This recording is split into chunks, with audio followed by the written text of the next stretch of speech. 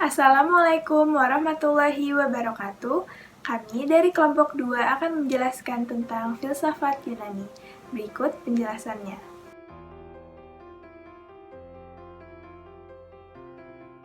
Assalamualaikum warahmatullahi wabarakatuh. Saya Alif Anita. Di sini saya akan menjelaskan hubungan filsafat Yunani dengan psikologi. Pendekatan dan orientasi filsafat masa Yunani yang terarah pada eksplorasi alam, empirical observation, ditandai dengan kemajuan di bidang astronomi dan matematika, meletakkan dasar ciri natural science pada psikologi, yaitu objective, experimentation, dan observation the real activity of living organisms. Kejayaan masa Yunani ditandai oleh pemikiran dari 3 filsuf besar, yaitu Socrates, Plato, dan Aristoteles. Kalau masih dipengaruhi pemikiran-pemikiran filsufnya, yaitu masa Yunani kuno adalah masa transisi dari pola pikir animisme ke awal dari natural science. Menurut aktivitas manusia adalah alam atau lingkungan. Pada masa ini, perilaku manusia berusaha diterapkan melalui prinsip-prinsip alam atau prinsip yang didedikasikan dengan gejala alam. Lalu selanjutnya ada 5 orientasi, yaitu naturalistik, biologikal, matematikal, elektik, dan humanistik. Yang pertama adalah naturalistik, yaitu adanya elemen dasar bagi bentuk kehidupan, contohnya Thales, yaitu air, dan Anaxagoras, yaitu udara. Yang kedua itu biologik, mengangkat proses manusia di atas gejala alam yang lain, memisahkan proses-proses pada manusia dari proses-proses yang ada pada makhluk lain di alam. Yang ketiga itu matematikal, pendekatan yang melangkah lebih jauh dari dasar dunia fisik, mengarahkan pada hal-hal yang logis tapi abstrak merupakan bekal bagi kekuatan riset. Yang keempat itu elektik, menantang ide adanya suatu prinsip dasar dan kebenaran umum. Intinya sangat berdasar, berbeda dalam orientasi lainnya. Lalu yang kelima itu ada humanistik, fokus pada rasionalisi dan intentionality. Rasio adalah menentukan hidup manusia beserta segala konsekuensinya. Tokoh utamanya itu ada Socrates, dan tokoh penerus Socrates adalah Plato dan Aristoteles. Assalamualaikum warahmatullahi wabarakatuh. Saya Aulani Asra akan menjelaskan filsuf Yunani, yaitu Alcmaeon of Croton. Alcmaeon of Croton lahir pada 510 sebelum Masehi di Croton, Italia. Ia adalah filsuf Yunani, ahli fisiologi, penulis medis Yunani awal, dan filsuf ilmuwan.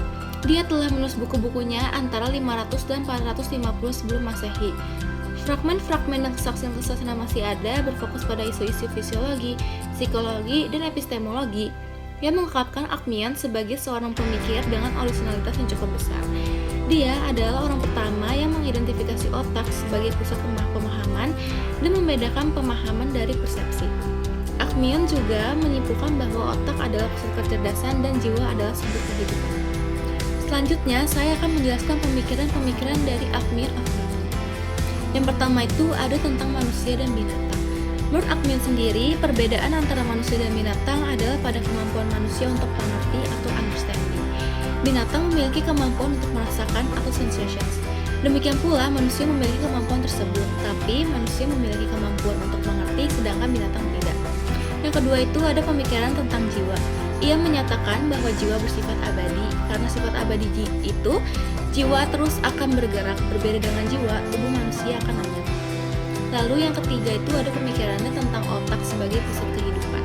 Alcmaeon juga yang pertama berpendapat bahwa otak adalah organ pusat dari sensasi dan pikiran. Otak sebagai pusat kesadaran dan menyebutnya sebagai jiwa. Dia percaya bahwa otak tidak hanya menerima persepsi penglihatan, pendengaran, dan penciuman, tetapi juga pusat pemikiran. Selanjutnya yaitu kontribusi Alcmaeon pada psikologi. Dengan membedakan antara pengertian yang hanya dimiliki oleh manusia dan hewan, Alcmaeon telah membuat terobosan bagi psikologi, yaitu dengan dia membedakan antara penerapan indrawi dan pemikiran, kemudian pemikiran dibedakan menjadi ingatan, ide, dan pengetahuan. Dia juga mengembangkan teori, yaitu teori 2 aspek jiwa. Assalamualaikum warahmatullahi wabarakatuh. Saya Balkis Sofania Agisna akan menjelaskan mengenai salah satu tokoh filosofi Yunani yang bernama Plato. Plato lahir di sekitar tahun 478 sebelum Masehi di Athena. Beliau dari keluarga yang terkemuka. Ayahnya seorang keturunan Raja Kotrus yang bernama Ariston, sedangkan ibunya bernama Phrygion. Plato sendiri memiliki nama asli sebagai Aristokles, dan ia diberi nama atau julukan Plato oleh pelatih senamnya yang memiliki arti si lebar karena Plato memiliki bahu yang lebar. Semasa kecilnya, Plato sendiri sudah belajar mengenai pelajaran umum, melukis, dan beberapa alat musik. Guru pertama Plato dalam mengajarkan filosofi filosofi, yaitu Kratilos yang dahulunya merupakan murid dari Herakleitos. Adapun guru yang sangat dihormatinya sampai akhir hayat dan pandangan-pandangan atau idenya itu harus dipertahankan oleh Plato ialah Sokrates, dan pengaruh Sokrates ini sangat kuat terhadap Plato. Selain sebagai filsuf, Plato adalah sastrawan yang sangat hebat. Adapun salah satu buku atau karya yang paling terkenal ialah Republik, yang memiliki pemikiran yang sangat berani dari Plato. Menurut Plato, tujuan hidup adalah untuk mencari kesenangan. Tetapi kesenangan hidup ini bukan dari hawa nafsu, melainkan kesenangan hidup ini diperoleh dengan pengetahuan yang tepat tentang nilai barang-barang yang dituju. Adapun pemikiran-pemikiran Plato, yang pertama ada pemikiran tentang ide, tentang manusia, tentang etika, maupun tentang negara ideal. Pemikiran Plato tentang ide adalah intisari daripada filosofi Plato ini. Itu adalah suatu ajaran yang sulit untuk dipahami. Salah satu sebabnya adalah ide adalah teori logika. Kemudian meluas menjadi pandangan hidup, menjadi dasar umum bagi ilmu dan politik sosial, dan mencakup pandangan agama. Yang kedua ada tentang pemikirannya mengenai manusia. Ajaran Plato tentang manusia ini tidak lekang dari dualisme yang merangkap idealismenya.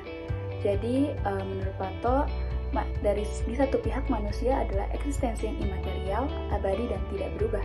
Sementara di sisi lain manusia adalah badan yang terperangkap dalam empiri yang berubah-ubah dan bisa lenyap.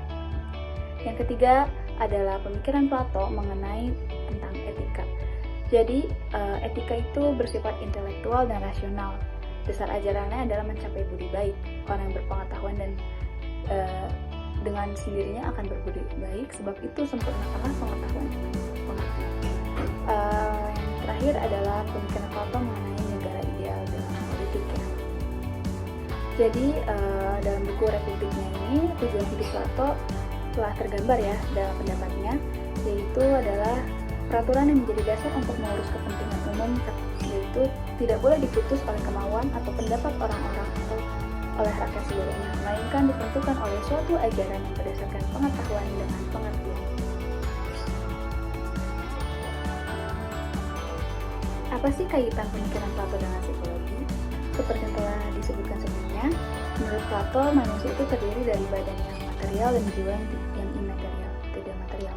Yang disebut jiwa inilah yang memanusiakan manusia. Plato sendiri membagi watak manusia ke dalam 3 bagian. Yang pertama, bagian rasional, tempatnya ada dalam otak. Jadi, unsur rasional manusia ini adalah esensi yang suci atau substansi dan harus dibedakan dari badan di mana akal itu terpenjara. Yang kedua, watak manusia itu ada di bagian yang merasa, tempatnya itu di dada. Yang ketiga, ada unsur yang ingin atau selera, tempatnya di perut. Unsur keinginan ini tidak mempunyai prinsip untuk mengatur diri sendiri, karena itu harus berada di bawah kontrol akal. Akal dan badan mempunyai hubungan yang erat satu dengan lainnya. Akan tetapi, menurut Plato, perbedaan antara dua hal tersebut adalah nyata. Jadi, sewaktu-waktu jiwa akan meninggalkan badan dan kembali pada tempat yang abadi. Mungkin itu saja yang dapat saya sampaikan. Wassalamualaikum warahmatullahi wabarakatuh.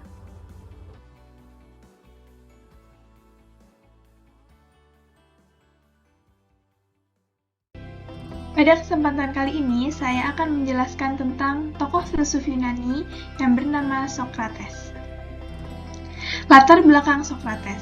Sokrates lahir di Athena pada tahun 470 sebelum Masehi dan ia meninggal pada tahun 399 sebelum Masehi. Lahir dari keluarga di mana ayahnya ahli dalam membuat patung, sedangkan ibunya adalah seorang bidan. Ia pernah berkali-kali membaktikan dirinya untuk Athena dalam peperangan dan pernah pula aktif dalam politik.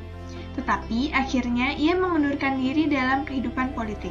Sokrates juga memiliki sifat yang cerdik. Ia tidak pernah hilaf dalam menimbang baik dan buruk.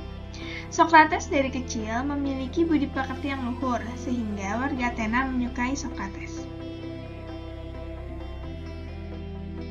Filosofi utama Sokrates. An unexamined life is not worth living, Sokrates. Artinya adalah, hidup yang tidak teruji itu tidak layak untuk dihidupi. Filosofi utama dari Socrates adalah pengenalan akan diri sendiri, dan hasil dari pengenalan dari diri tersebut adalah kerendahan hati. Socrates adalah filsuf terbesar dalam pemikiran Barat. Dia adalah guru dari Plato dan Aristoteles.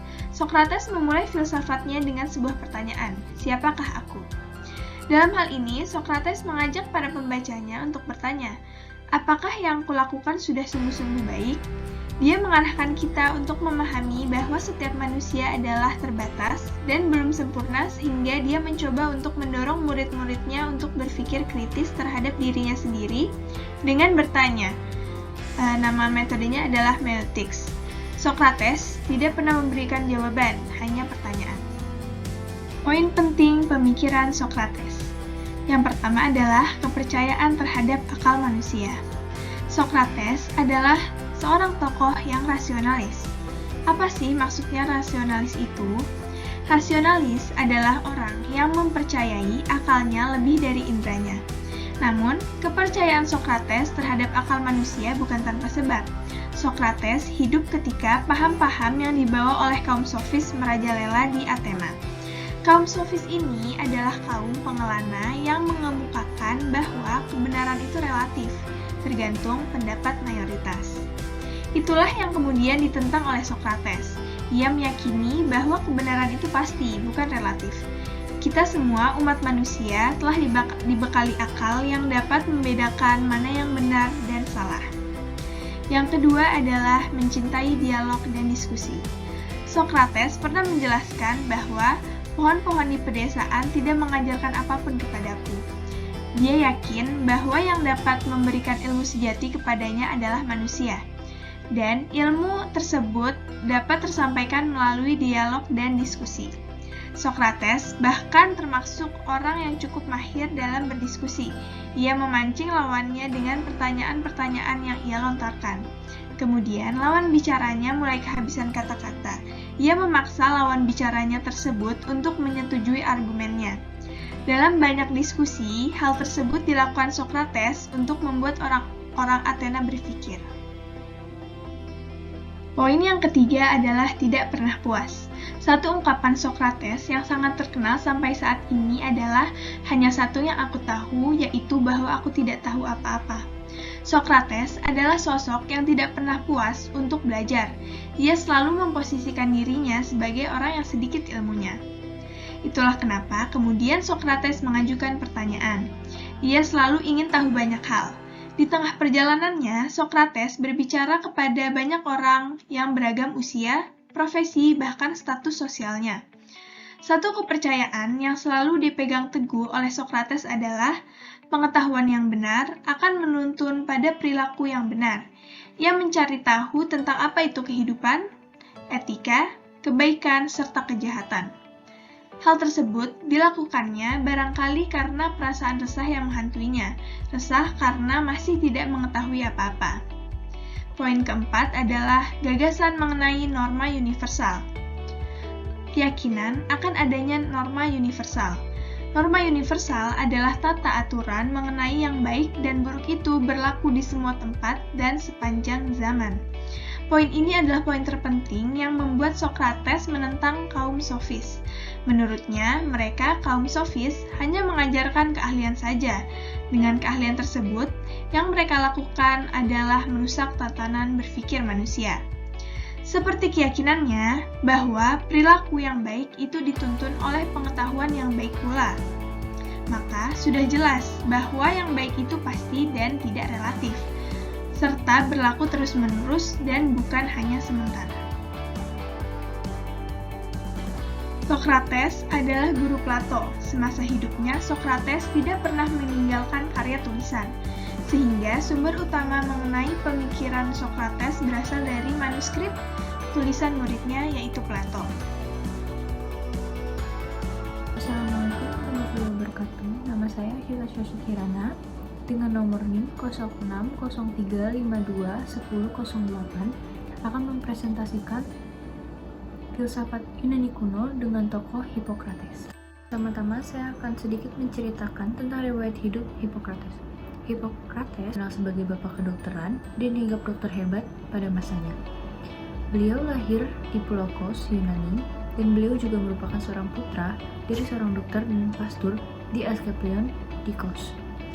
Hippocrates memiliki pemikiran-pemikiran yang didasari oleh aspek biologis, dan beliau memecah kelompok tersebut menjadi 4 yang didasari oleh kepribadian. Yang pertama ada empedu kuning atau koleris. Umumnya seorang koleris bersifat berpetualang, persuasif, dan percaya diri, namun keras kepala dan kurang simpatik. Yang kedua ada empedu hitam atau melankolis. Umumnya seorang melankolis bersifat penuh pemikiran, setia, tekun, analitis, tetapi pesimistik dan introvert. Yang ketiga ada cairan lendir atau pragmatis. Umumnya seorang pragmatis bersifat ramah, sabar, puas, dan diplomatik, tetapi kurang bersemangat dan pemurung. Yang keempat ada darah atau sanguinis. Umumnya sanguinis bersifat spontan, lincah, periang, optimis, dan ekstrovert, tetapi suka pamer dan memerintah. Hippocrates juga memiliki beberapa karya-karya. Yang paling utama dan umum adalah Hippocratic Oath atau Sumpah Hippocrates yang biasa kita sebut dengan Sumpah Dokter. Biografi singkat Aristoteles. Aristoteles lahir di Stagira, kota di wilayah Kalsidisi, Yunani tahun 384 sebelum Masehi. Pada usianya 17 tahun, Aristoteles menjadi murid Plato. Aristoteles belajar di Akademi Plato, akademi yang didirikan oleh Plato pada tahun 387 sebelum Masehi di Athena. Menurut Aristoteles, ilmu filsafat adalah sebab dan asas segala benda filsafat. Ilmu merupakan ilmu pengetahuan yang meliputi kebenaran yang terkandung di dalamnya ilmu-ilmu metafisika, logika, retorika, etika, ekonomi, politik, dan estetika. Pembagian filsafat menurut Aristoteles yaitu yang pertama ada logika. Penemuan Aristoteles yang terbesar dalam bidang logika adalah syllogisme. Syllogisme maksudnya uraian berkunci, yaitu menarik kesimpulan dari kenyataan yang umum atas hal yang khusus dan dapat digunakan dalam menarik kesimpulannya yang baru dan tepat dua kebenaran yang telah ada. Terus ada filosofia teoretika dibagi menjadi 3, yaitu fisika, matematika, dan metafisika. Lalu ada filosofia praktika tentang kehidupan, kesusilaan, dan yang keempat itu ada filosofia poetika atau aktiva, yaitu pencipta. Lalu filsafat Aristoteles bersifat naturalis karena sifatnya empiris. Pengertian naturalis selanjutnya adalah ia percaya bahwa alam semesta terdiri dari sebuah hierarki masing-masing dengan sebuah kodrat atau hakikat. Pandangan naturalismenya mengenai alam semesta tidak tergantung pada kepercayaan teologis. Lalu logika Aristoteles adalah suatu sistem berpikir deduktif yang bahkan sampai saat ini masih dianggap sebagai dasar dari setiap pelajaran tentang logika formal. Meskipun demikian, dalam penelitian ilmiahnya ia menyadari pula pentingnya observasi, eksperimen, dan berpikir induktif.